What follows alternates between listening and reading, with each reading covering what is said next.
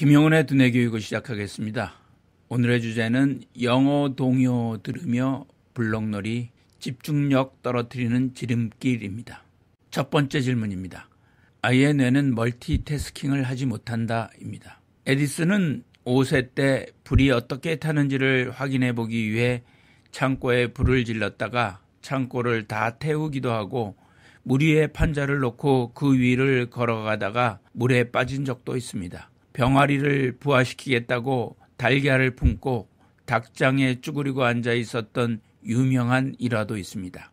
에디슨의 아빠는 아들의 대형 사고를 막겠다고 지하 실험실을 폐쇄하기도 하였습니다. 하지만 에디슨의 엄마는 아들의 엉뚱한 생각이 꽃피울 수 있도록 가능한 모든 것을 수용했고 머릿속의 생각을 실제로 실험해 볼 수 있는 장소를 제공하였습니다. 무언가를 배운다는 건 아이에게도 큰 도전입니다. 그럼에도 불구하고 아이는 부모가 관심을 기울이고 좋아한다는 것을 알기에 도전하는 것입니다. 아이가 처음부터 배우는 것에 스스로 즐거움을 얻으리라고 생각해서는 안 됩니다. 물론 원래 호기심이 많은 아이들도 있지만 대부분의 아이는 부모가 적절한 칭찬과 격려를 하여야 배우는 것의 즐거움을 경험하게 됩니다. 그리고 이러한 즐거운 경험이 아이를 기쁘게 하고 시간 가는 줄 모르고 집중하게 하는 것입니다.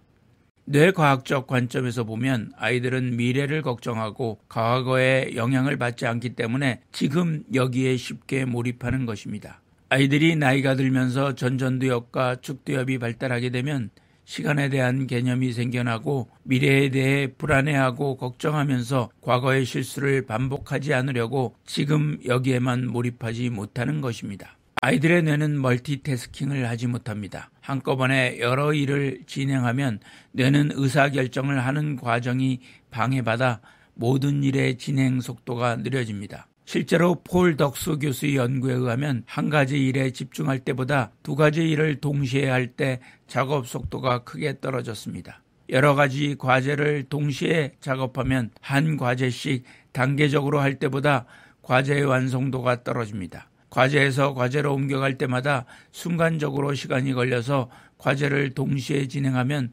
완성하는 시간도 50% 지연되고 실수도 50% 늘어납니다.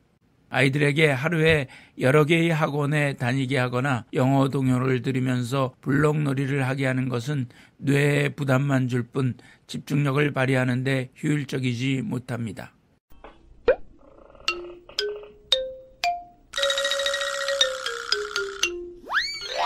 두 번째 질문입니다. 작업 기억입니다. 집중력을 발휘하는 데 작업 기억은 중요한 역할을 합니다. 작업 기억은 여러 가지 정보를 결합해서 새로운 생각으로 변형하는 공간이기 때문에 배경 지식이 풍부한 아이들은 필요할 때마다 배경 지식을 작업 기억에서 끌어들이기 때문에 무슨 문제를 풀려 했는지, 무슨 이야기를 들으려 했는지, 복잡한 문제를 해결할 때 어떤 요인을 고려해야 하는지 잊어버리지 않게 되어 집중력을 발휘할 수 있습니다.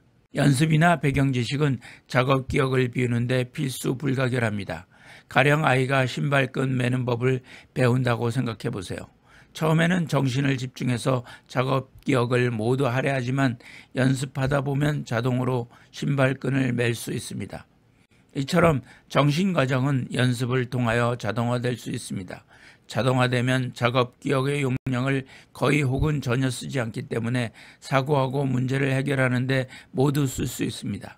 읽기를 많이 한 아이는 보통 단어를 4분의 1초 만에 읽습니다. 누구든지 어떤 소리가 어떤 글자와 결합하는지 이해하면서 읽기에 숙달되고 점차 소리를 능숙하게 연결해서 단어를 만들어줄 수 있습니다. 그런데 글자를 다 알고 난 다음에도 계속 연습해야 하는 이유는 소리를 연결하는 과정을 자동화해서 글자를 능숙하게 인식하기 위해서입니다. 자동화하면 장기 기억에서 소리를 검색하는 작업 기억의 용량에 여유가 생겨 의미를 생각할 수 있습니다. 수학에서도 공식을 암기하는 아이는 전혀 암기하지 못하거나 불확실하게 암기한 아이에 비해 수학 문제를 잘 풉니다. 예를 들어 5 더하기 7은 12와 같은 연산을 풀 때는 연습이 우선입니다. 구구셈을 외우지 않으면 수학 문제를 풀기 어렵습니다. 어떤 수학 공식은 꾸준히 연습해서 익혀야 합니다. 축구 경기 중에 공을 몰다가 공을 차기가 얼마나 어려운지 발의 어느 면으로 차야 할지 따위를 생각하면 축구를 잘할 수 없습니다. 세부 절차가 몸에 배어 있어야만 경기 전략을 짜는 등의 고차원적 생각이 끼어들 틈이 생깁니다. 마찬가지로 연습은 어려운 기술을 습득하는 데 필요한 기본기를 탄탄히 할 뿐 아니라 한번 익힌 기술을 잊지 않게 해주고 사고할 때 필요한 작업 기억을 비워주는 역할을 합니다. 작업 기억의 용량은 아이들마다 비슷하기 때문에 작업 기억이 비어있지 않으면 사고하고 판단하고 문제 해결하는 데 어려움을 겪습니다.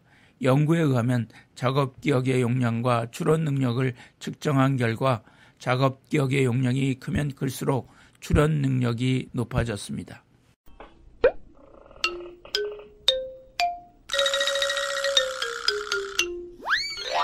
세 번째 질문입니다. 양육지침입니다. 작업 기억을 비우고 집중력을 키우는 양육지침은 다음과 같습니다. 첫째, 책상에 앉는 습관을 길러주세요. 4에서 7세 아이가 한 권의 그림책을 집중력 한 번 흐트리지 않고 읽는다는 것은 불가능에 가깝습니다. 그렇기 때문에 아이들에게 책상에 앉는 습관을 길러주기 위해 노력하는 것은 필요하지만 책상에 앉아서 그림책만 읽는 모습은 기대하지 않는 것이 좋습니다. 무조건적으로 책상에 앉으면 그림책을 읽어야 한다고 생각을 연결시켜주기보다는 무언가를 할 때는 책상에 앉아서라는 생각을 가지는 것에 목표를 두세요. 또한 아이가 책상 앞에 앉아서 놀더라도 그 시간이 30분을 넘지 못할 수 있다는 점을 유의하여야 합니다. 아이가 한 곳에 앉아 있을 수 있는 시간 역시 집중력과 연결되기 때문에 그 시간 역시 아마 최대 30분을 넘기지 못할 것입니다. 하지만 이렇게 책상에 앉는 습관을 미리 익혀놓으면 후에 진짜 집중력이 필요한 시기에 그 힘이 발휘될 것입니다. 둘째, 자세가 중요합니다. 아이들은 불편한 의자에서 잘못된 자세로 오랫동안 앉아있게 되면 척추에 이상이 생길 수 있습니다. 의자는 자신에게 편안하고 좋은 자세를 유지시켜주는 것을 사용하는 것이 좋습니다. 단, 바퀴가 있는 것보다는 없는 것이 집중하는 데 도움이 됩니다. 바퀴가 있는 것은 아이가 이리저리 굴리게 되면서 집중력이 떨어질 수 있기 때문입니다. 정형외과 의사들은 허리를 받쳐주는 보조대를 사용하면 척추 측만증을 막을 수 있고 팔걸이가 있는 의자를 사용하면 허리의 부담을 줄여주기 때문에 허리 통증을 막을 수 있다고 조언합니다. 의자에 앉을 때 가장 좋은 자세는 엉덩이를 바닥이나 의자에 넓게 붙이고 허리를 곧게 세우는 것입니다. 그 자세에서 목을 최대한 똑바로 세우도록 합니다. 목을 곧게 세워야 귀 속 달팽이관의 액체가 수평을 이루게 되므로 들어오는 정보를 민감하게 잘 처리할 수 있게 됩니다. 셋째, 지금 여기에 집중하세요.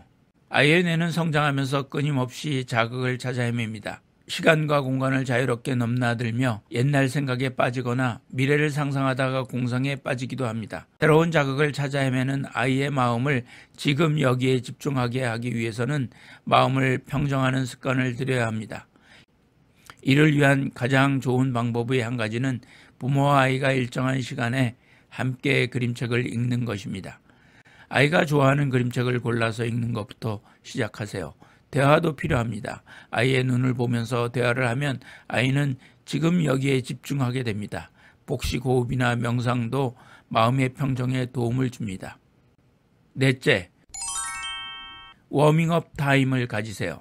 집중력을 높이려면 과제를 시작하기 전에 두뇌 체조를 하는 것이 좋습니다. 초침이 정상적으로 움직이는 시계 하나만 있으면 언제라도 할 수 있습니다.